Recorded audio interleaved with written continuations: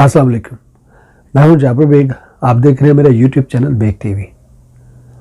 नाज़रीन, कश्मीर का मसला एक सुलगता हुआ मसला है, एक बर्निंग इशू है।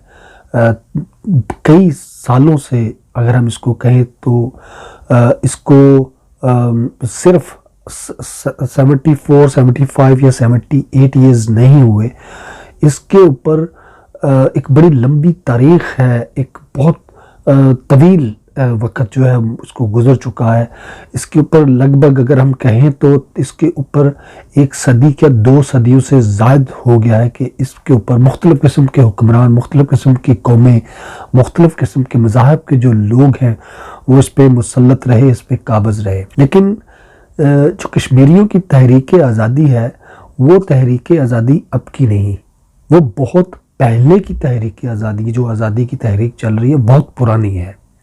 अगर इसका थोड़ा सा जायज़ा लें तो इसकी तहरीकें जो हैं वो 1819 से ही प्रॉपर तरीके से शुरू हो चुकी थी। उसके बाद फिर वक्फे से ये तहरीकें आगे बढ़ती गई, फिर ये कहीं नाकाम होती रही, कहीं कामयाब होती रही।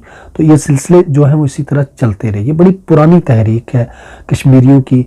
वहाँ पे हुकूमत किसी ने भी की, बादशाह कोई भी रहा, इक़्तिदार में कोई भी रहा, हिंदू रहे, सिख रहे, अंग्रेज़ रहे, मुसलमान बादशाह जो हैं, मुग़ल बादशाह वो रहे, या जो कोई भी वहाँ पे आया, लेकिन वो आए और चले गए, आए और चले गए। लेकिन कश्मीरी जो कौम है वो हमेशा से वही है और उन्होंने वहीं पे रहना है। और इसीलिए वो तब से लेके अब तक अपनी आज़ादी की जंग लड़ते आ रहे हैं। कश्मीर के अभी जो थोड़ा सा हम तहरीक आज़ादी जो पाकिस्तान और इंडिया के दरमियान जो पार्टीशन हुई उस वक़्त पे अगर हम जाए तो 3 जून 1947 को कायदे आज़म और लॉर्ड माउंटबेटन ने इंडिया की क़यादत के साथ ये एक मुआहदा जो है तक़सीम हिंद का मुआहदा, उस पर दस्तखत किए। और उसके मुताबिक बहुत सारे जो सूबे थे, जो रियासतें थी, उन्होंने या तो इंडिया के साथ इल्हाक करना था या पाकिस्तान के साथ करना था।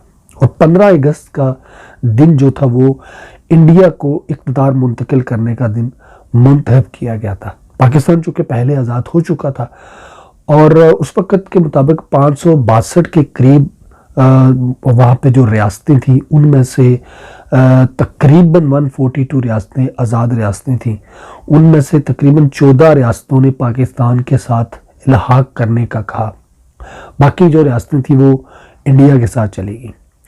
3 रियासतों में से ऐसी 3 रियासतें जिन्होंने किसी के साथ भी इल्हाक नहीं किया, उनमें से एक जूनागढ़ और एक कश्मीर था और एक हैदराबाद। बाद में हैदराबाद के ऊपर इंडिया ने हमला करके वहाँ पे कब्ज़ा कर लिया। जूनागढ़ के साथ भी कुछ ऐसा ही हुआ। लेकिन कश्मीरियों के साथ वहाँ पे चूँकि वो झुके नहीं, वो डरे नहीं, वो बिके नहीं, इसलिए वहाँ पे प्रॉपर तरीके से वो उसको कब्ज़ा करके इंडिया के साथ मिला नहीं सके। तो ये जो इंडिया आज जो खेल खेल रहा है, ये खेल बहुत पुराने खेल रहा है। झूठ बोलने, फ्रॉड करने, धोखा करना और कुछ और दिखा के कुछ और गेम कर देनी, तो ये इंडिया के पुराने हरबे हैं। अब मोदी सरकार की हुकूमत है और मोदी आरएसएस का एक एजेंट है और उन्होंने हर तरह से कश्मीरियों को दबाने की कोशिश की है। उन्होंने बेशुमार लोगों को शहीद किया है, बहुत जुल्म किए हैं। 2 साल से कमोबेश वो जो लॉकडाउन लगा हुआ है, कर्फ्यू लगा हुआ है, वो उस पर अभी तक जारी है, उसको ख़त्म नहीं किया गया। अभी पिछले दिनों मोदी ने एक प्लान किया था, एक ड्रामा किया था, जिसमें उसने अपने मुल्क की तमाम सियासी जमातों को बुलाया और उसमें उसने मकबूजा कश्मीर की भी सियासी जो जमातें थी उनमें से चंद जमातों को बुलाया जो पहले उस मुल्क के अंदर जम्मू कश्मीर के अंदर जो आला वजारतों पे रह चुकी हैं, जिन्हें हम कठपुतली जो उनके पपेट्स थे वो हुकूमतें कर चुके हैं, उनको बुलाया। अब ये बातें खोल रही हैं कि ये सारा प्री प्लान था उनका वहाँ पे जाना, उनका वहाँ पे मोदी के ख़िलाफ़ बोलना। अल्लाह करे कि ये गलत हो, लेकिन बहुत ज़्यादा जगहों पे यही सुनने में आ रहा है। चूँकि आगे इलेक्शन आ रहे हैं, उस वजह से भी महबूबा मुफ्ती हैं, दूसरे जो हैं फ़ारूक अब्दुल्ला जो है वो वहाँ पे थे। तो इस तरह के बहुत सारे लोग जो उनके पहले आला कार रह चुके हैं वो शामिल हुए। उन्होंने वहाँ पे अलल ऐलान ये कहा कि जब तक कश्मीर की हैसियत को बरकरार दोबारा नहीं करेंगे हम किसी किस्म की बात करने को तैयार नहीं। फ़िलहाल ये वो बातें हैं जो ऑन द रिकॉर्ड है, लेकिन कुछ ऐसी खबरें आ रही हैं कि ये सब कुछ प्री प्लान था और ये सब कुछ सोचे समझे मंसूबे के तहत करवाया गया है। बाहर का हमारा मकसद ये है कि कश्मीरियों की एक तवील जद्दोजहद आज़ादी है। उन्होंने बेशुमार कुर्बानियाँ दी हैं, उन्होंने बहुत सारी ज़िंदगियाँ लुटाई हैं, बहुत सारी जो ख़वातीन हैं उनकी इस्मत ज़री हुई है।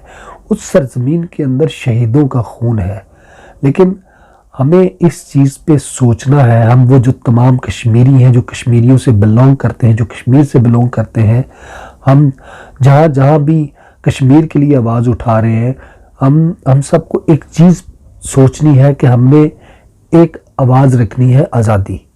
हमने पहले आज़ादी के लिए आवाज़ बुलंद करनी है, उसके बाद हमने इस बात पे फैसला करना है कि हमने आज़ादी लेने के बाद पाकिस्तान के साथ रहना है या नहीं, इंडिया के साथ रहना है या नहीं, या फिर हमने सिर्फ कश्मीरियों ने सिर्फ आज़ाद रियासत बनानी है।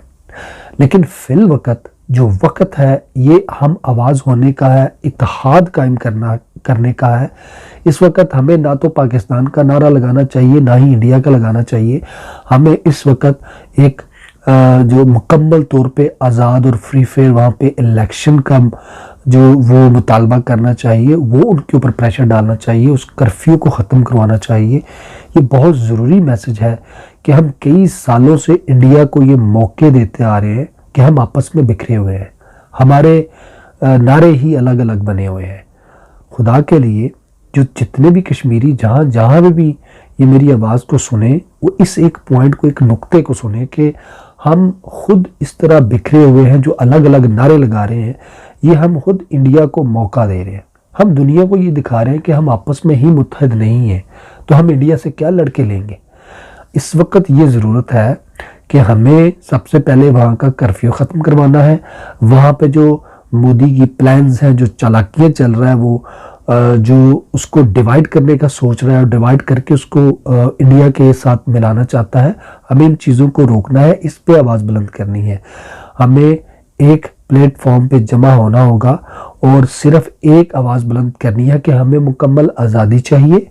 उसके बाद फिर ये आज़ादी मिलने के बाद ये फैसले होंगे कि आपने किस मुल्क के साथ रहना है, किसी के साथ रहना है या नहीं रहना। ये कश्मीरियों का हक है, कश्मीरियों को ये हक मिलना चाहिए। वो अब फैसला करने का वक़्त आ चुका है कि वो अपने इस फैसले को मनवाएं, अपने इस हक को लेकर पीछे हटें।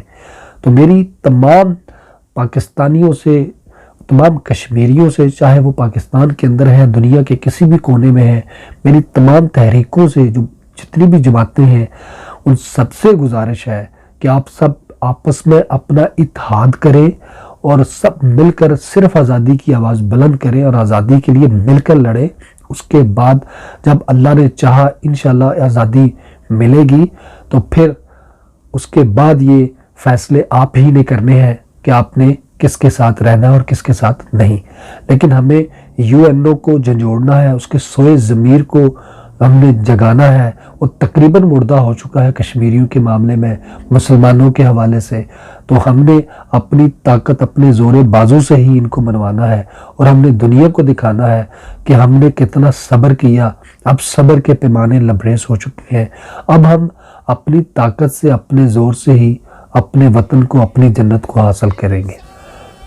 इंसाफ के पहरेदारों सुनो, इंसाफ तुम्हारे पास नहीं,